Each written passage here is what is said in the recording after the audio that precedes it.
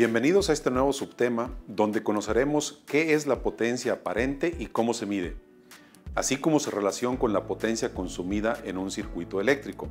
Potencia aparente es un término de potencia muy importante y que solo tiene significado en los circuitos de corriente alterna. Y ya que los sistemas de generación, transmisión y distribución de la energía eléctrica son fundamentalmente en corriente alterna, el conocimiento de potencia aparente es esencial para analizar el consumo de potencia y por lo tanto la energía en la gran mayoría de las cargas eléctricas residenciales, comerciales e industriales. Podemos visualizar la potencia aparente como la potencia total que se está entregando al circuito, esto es, la potencia total que, por ejemplo, una fuente de voltaje de corriente alterna está entregando a un motor eléctrico. La potencia aparente, al igual que la potencia en un circuito de corriente directa, se define simplemente como el producto del voltaje efectivo por la corriente efectiva. La unidad de medida de la potencia aparente es el voltampere, o simplemente VA, y se identifica por medio de la letra S mayúscula. La potencia aparente recibe este nombre porque es la potencia total que en apariencia se está entregando a una carga para su consumo. Sin embargo, no es necesariamente la potencia que la carga consume. Por ejemplo, en un circuito eléctrico de corriente alterna puramente resistivo, si calculamos la potencia aparente, que es el voltaje efectivo por la corriente efectiva, esto es 120 volts por 2 amperes, esto nos daría 240 volts ampere. Si calculamos ahora la potencia que está consumiendo la resistencia, hay que recordar esto es I cuadrada, 2 amperes al cuadrado, por el valor de la resistencia, y esto nos daría 240 watts. Podemos observar que la potencia consumida es igual a la potencia total que en apariencia se está entregando. Sin embargo, en un circuito RL inductivo, la potencia aparente, voltaje efectivo por corriente efectiva, son los mismos 240 volts ampere. Sin embargo, la potencia real, ahora I cuadrada, 2 al cuadrado, por el valor de la resistencia, 47 ohms, esto nos da 188 watts. Podemos observar claramente cómo ahora la potencia consumida ya no es igual a la potencia total en apariencia entregada, y esto sucede justo en un circuito inductivo.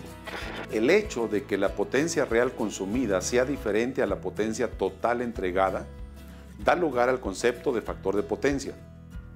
El factor de potencia es igual a la potencia real entre la potencia aparente.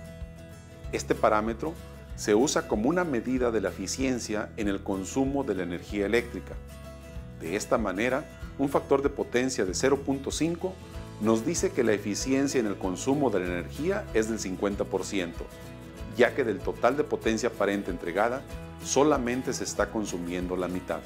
Si calculamos ahora el factor de potencia en los dos circuitos analizados, vemos que en el circuito resistivo el factor de potencia FP, que va a ser igual a la potencia real, 240 watts, entre la potencia aparente, 240 volts ampere, tenemos un factor de potencia unitario.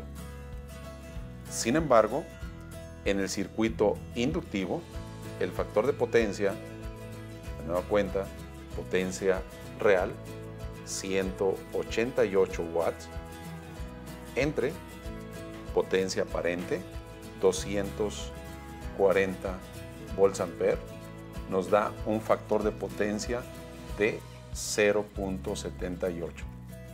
Esto significa una eficiencia, como podemos ver, del 100% en un circuito resistivo, mientras que en el circuito inductivo tenemos una eficiencia del 78%. Como puedes ver, los causantes de un factor de potencia diferente de 1 y por lo tanto de una eficiencia en el consumo menor al 100% son los inductores y capacitores presentes en las cargas eléctricas. Desafortunadamente, la gran mayoría de las cargas eléctricas son cargas eléctricas inductivas, o bien se comportan como cargas inductivas, reduciendo el factor de potencia y originando que requieran para su operación más potencia aparente, de la que realmente consumen. Pero ¿qué sucede con la parte de la potencia aparente que no se consume a pesar de ser entregada al circuito? Esta potencia se queda atrapada en los elementos inductivos y capacitivos, que son la causa por la que no se consuma el total de la potencia aparente entregada. Esto significa que entre mayor sean los elementos capacitivos o inductivos, mayor será la energía almacenada en ellos y por lo tanto la eficiencia en el consumo es menor, ya que el porcentaje de potencia consumida con respecto a la potencia aparente total entregada será menor. El factor de potencia es muy importante para el prestador de servicio de energía eléctrica, como la CFE en el caso de México, y también para los grandes consumidores de energía, ya que si estos últimos tienen un bajo factor de potencia y por lo tanto una baja eficiencia en el uso de la energía, obligan a la compañía de energía eléctrica a generar, transmitir y distribuir el total de potencia aparente aunque ellos solo consuman una fracción, originando mayores costos para el prestador del servicio. Por lo tanto, el prestador de servicio va a penalizar a esos consumidores por su baja eficiencia en el uso de la energía eléctrica.